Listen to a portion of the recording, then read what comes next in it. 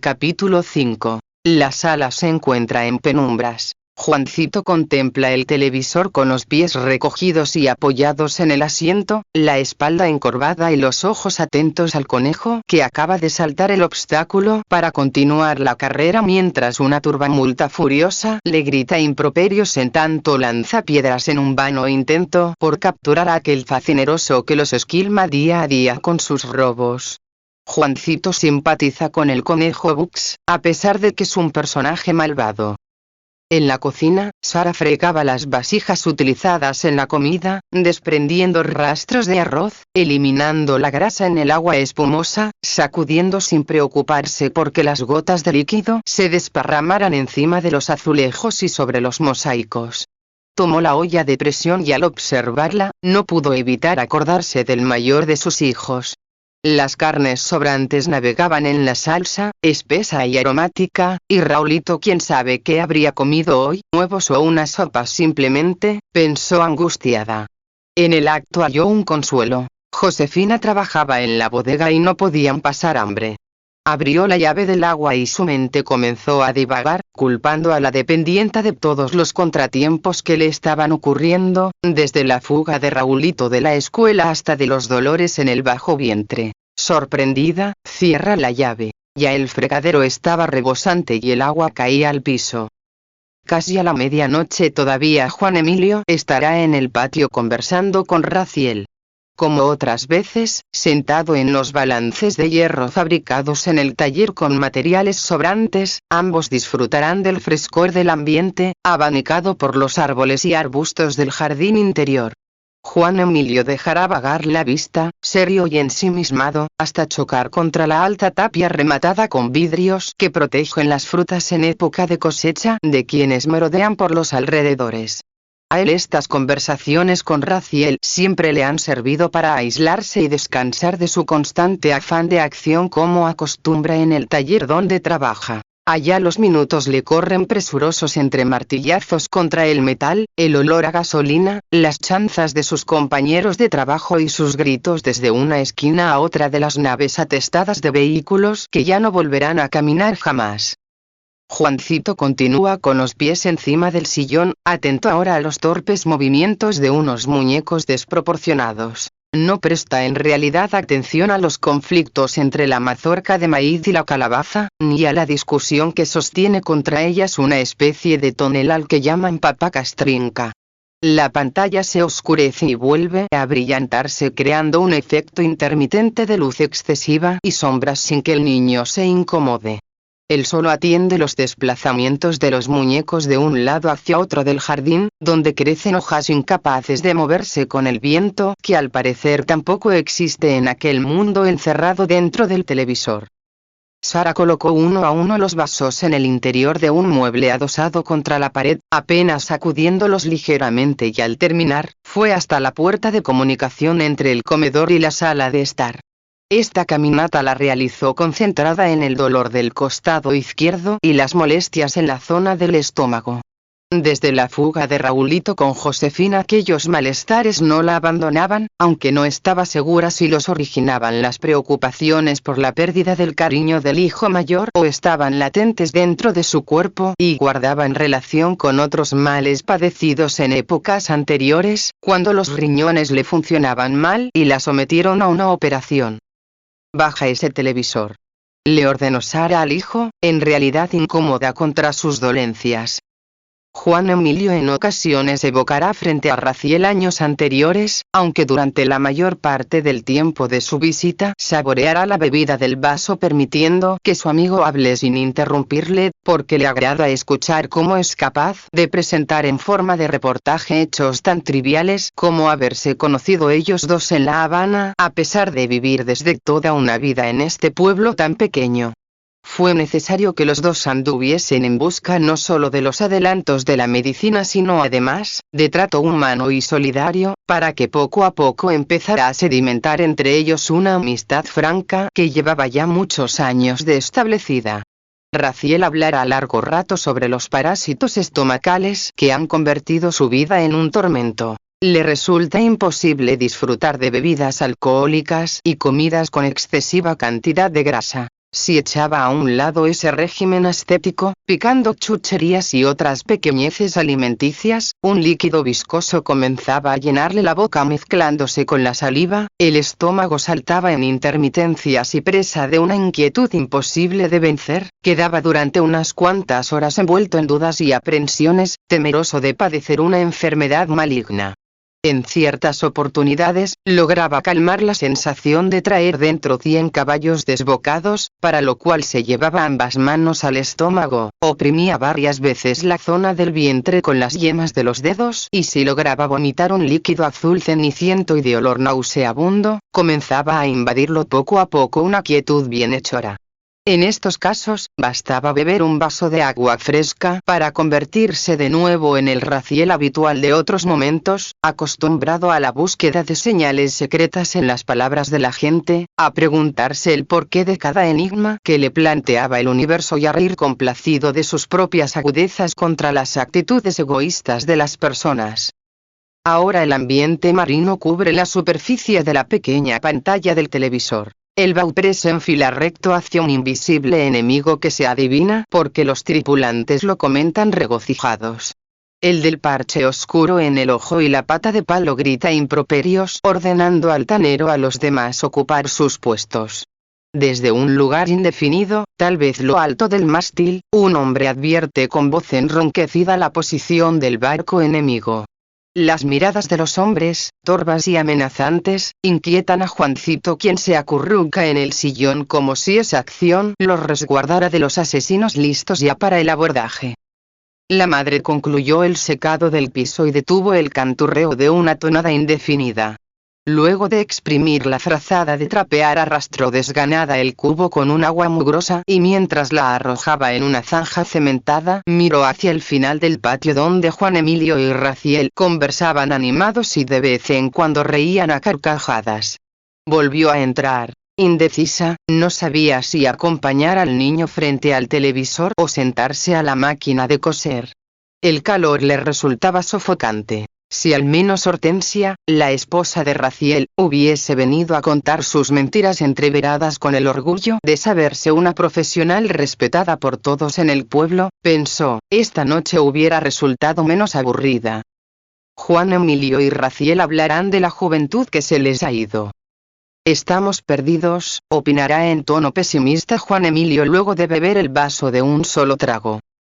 No lo creo, negará el periodista ahuyentando la ilusión de catar el líquido de la botella.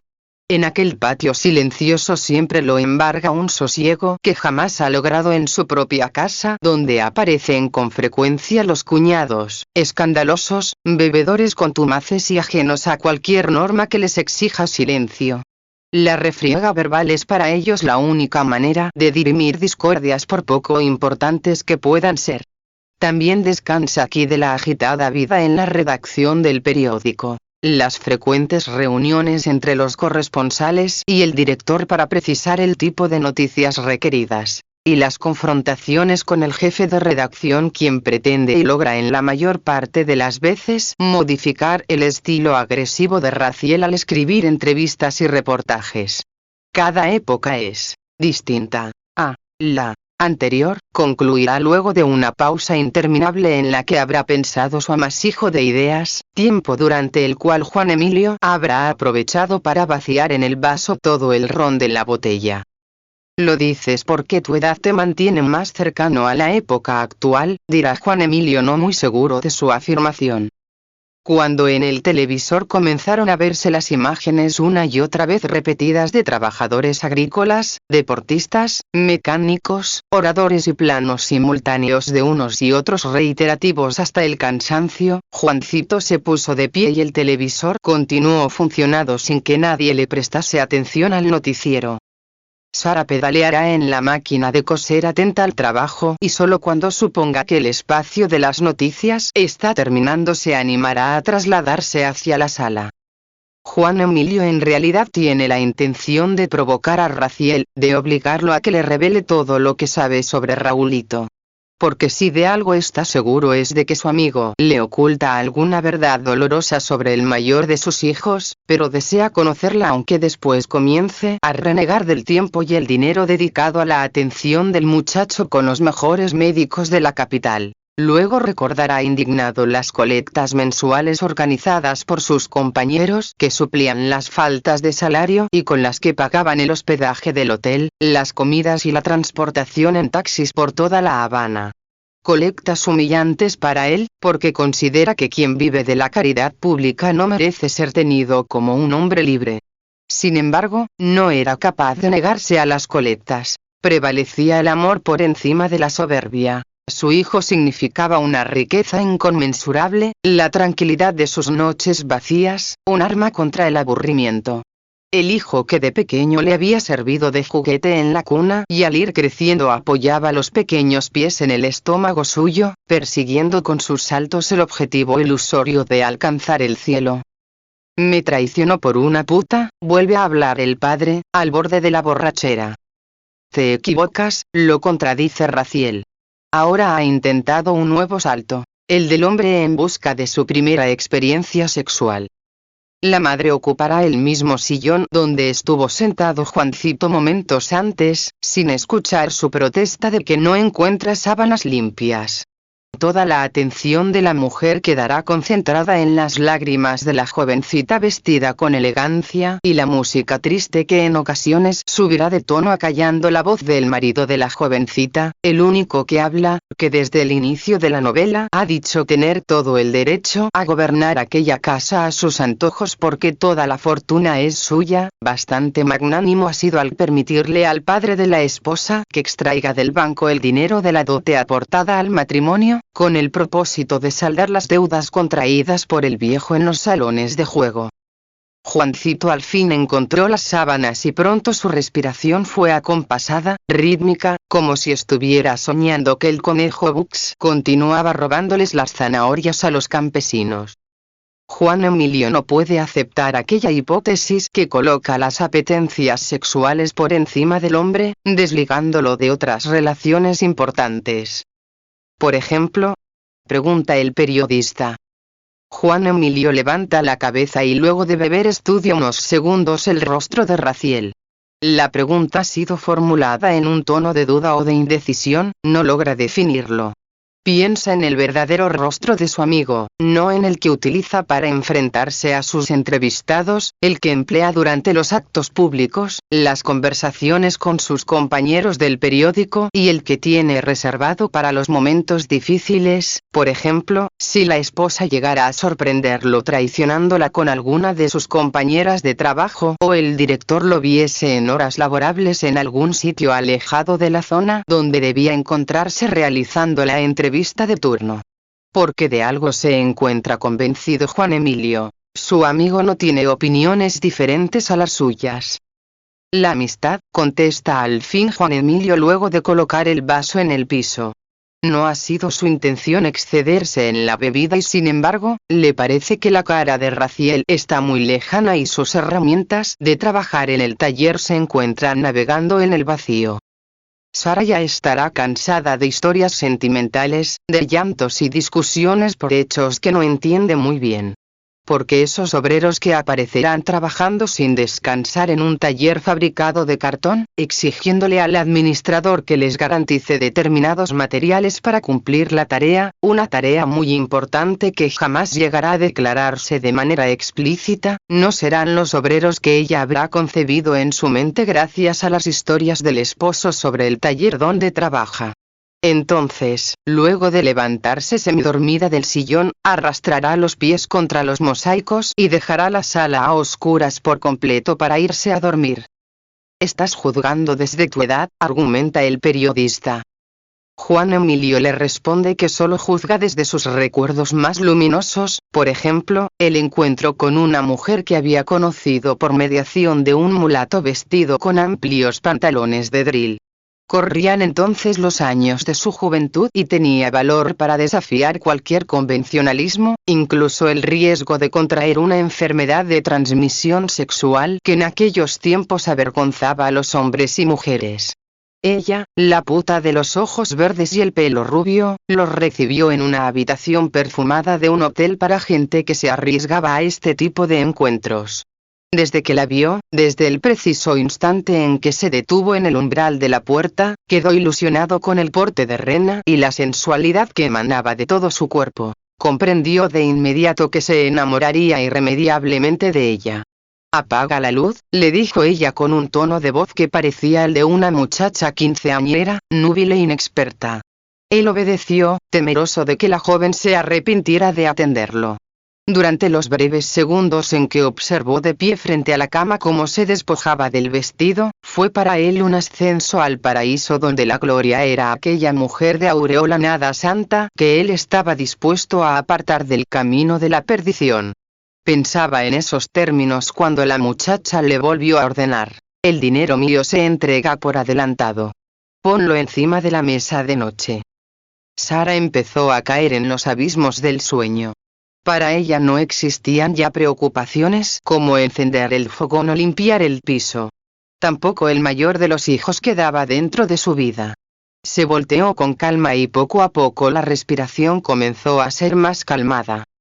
Juan Emilio, luego de haber hablado sobre la jovencita que entonces no se llamaba Josefina sino la habanera, prefiere no seguir prestando atención a las palabras de Raziel y retorna a la época del bar de los chinos, al preciso instante en que vestido de blanco ocupa una mesa acompañado de sus amigos de borracheras y alguien oprime en la victrola las teclas de colores que la hacen funcionar. La voz del cantante tejedor le resulta inconfundible, y aquello de «Tu amor es mi espina» se aviene a la perfección con su estado de ánimo, porque a pesar del esfuerzo que realiza y el primer trago de aguardiente no logra olvidarse de la habanera, su primer amor. Continúa bebiendo acodado contra la mesa, canturreando lo mismo. «¿Recuerdas tú aquella tarde gris que Río Manzanares déjame cruzar?» Emborrachándose como nunca en aquel costado del mundo donde se halla como tejedor desengañado de bares y cantinas y no le importa que lleguen otros jóvenes, amenazantes, vestidos con abrigos negros en cuyas espaldas unas águilas blancas parecen dispuestas al ataque, armados de cachiporras con las cuales comienzan a golpear encima de las mesas. Su mirada se halla perdida en el vacío, buscando un faro para orientarse, una soga atada a un sitio firme para ganar la orilla, sin importarle nada de tan borracho que ya no puede estar más borracho. A medianoche determina irse, rumiando palabras en un idioma inexistente y obscenidades contra quienes no lo ofenden. Va cantando «Porque tu amor es mi espina» por las cuatro esquinas. Hablan de los dos con su voz tartajosa y al llegar frente a su casa grita vivas a favor de quienes aman la vida y moras contra los que abusan de su fuerza. El anciano repartidor de la leche detiene la faena de colocar las botellas delante de las puertas y va a levantarlo del suelo mientras él, abrazado de un poste, continúa gritándole ofensas a un perro que ladra embravecido, acusándolo de haberle robado el amor de su adorable novia la habanera. El anciano al fin logra espantar al animal y convencer al borracho de que acabe de entrar a su casa, que ya la madre le ha abierto la puerta. «Me gustaría saber qué hiciste cuando eras un adolescente.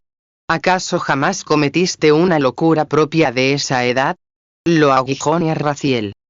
Juan Emilio vuelve a meterse en el camino de sus recuerdos, a comparar su vida real con las diversas biografías oficiales que escribió cuando se lo requerían por diversos motivos en un país que a cada paso debía rendirse cuenta del pasado.